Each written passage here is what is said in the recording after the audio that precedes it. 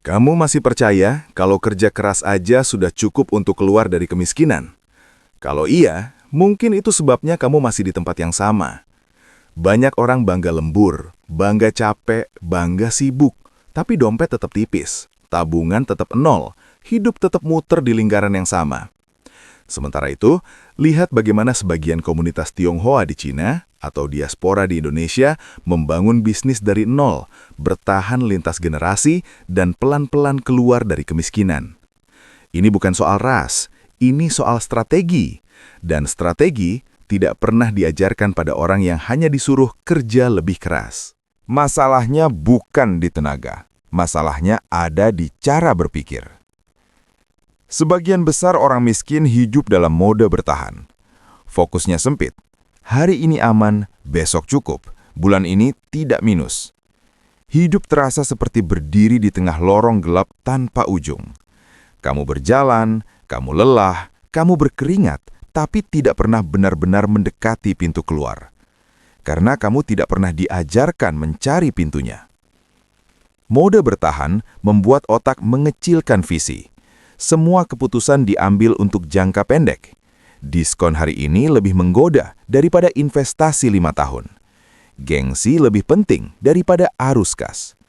Rasa aman palsu lebih nyaman daripada resiko terukur.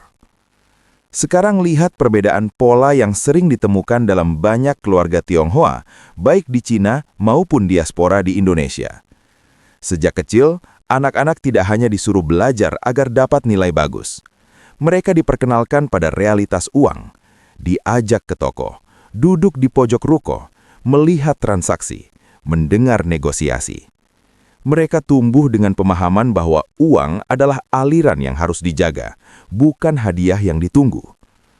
Ada filosofi diam-diam yang bekerja di balik layar.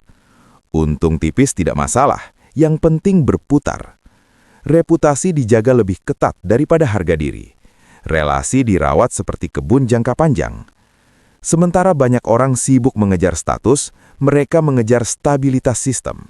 Mereka sadar satu hal pahit, kerja keras tanpa arah hanya mempercepat kelelahan. Maka yang dibangun bukan hanya usaha, tapi ekosistem kecil, supplier, pelanggan tetap, keluarga yang saling dukung. Kegelapan sebenarnya bukan kemiskinan. Kegelapan adalah tidak memahami permainan. Dan ketika kamu tidak memahami permainan, kamu akan terus menjadi pion, bekerja keras di papan yang dikendalikan orang lain. Sekarang, kita tinggalkan lorong gelap itu. Kita bicara logika, tanpa drama, tanpa mitos. Kalau kamu mau keluar dari kemiskinan, berhenti berharap pada keajaiban. Bangun sistem. Karena yang membuat banyak keluarga Tionghoa di China maupun diaspora di Indonesia bertahan dan naik kelas, bukan semata kerja keras, tapi struktur yang disiplin.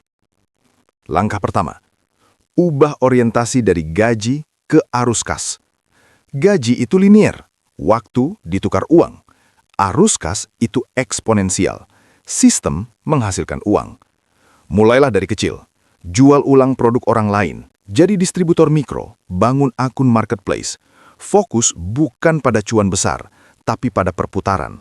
Margin 5% yang berulang 100 kali lebih kuat dari margin 50% yang terjadi sekali. Langkah kedua, pisahkan uang pribadi dan uang usaha. Ini sederhana, tapi krusial. Banyak usaha mati bukan karena tidak laku, tapi karena uangnya bocor untuk gaya hidup. Disiplin finansial adalah fondasi cahaya pertama. Catat pemasukan, catat pengeluaran, pahami angka, jangan takut pada data. Takutlah pada kebodohan finansial. Langkah ketiga, bangun reputasi sebelum membangun kemewahan. Reputasi adalah mata uang jangka panjang. Tepati janji, bayar tepat waktu, jujur pada kualitas. Dalam bisnis, kepercayaan mempercepat transaksi. Tanpa kepercayaan, kamu akan selalu mulai dari nol setiap kali. Dan terakhir, didik diri setiap hari. Belajar tentang margin, tentang supply chain, tentang negosiasi. Tidak harus kuliah mahal, yang penting konsisten. Di titik ini, atmosfer berubah. Kamu tidak lagi bergerak dalam gelap, kamu mulai melihat pola. Karena saat kamu mengerti sistem, kamu berhenti menjadi korban keadaan dan mulai menjadi arsitek masa depanmu sendiri. Sekarang, dengarkan dengan tenang. Kemiskinan bukan kutukan, tapi juga bukan sesuatu yang hilang hanya dengan harapan. Ia hilang ketika pola pikir berubah. Ia runtuh ketika sistem dibangun.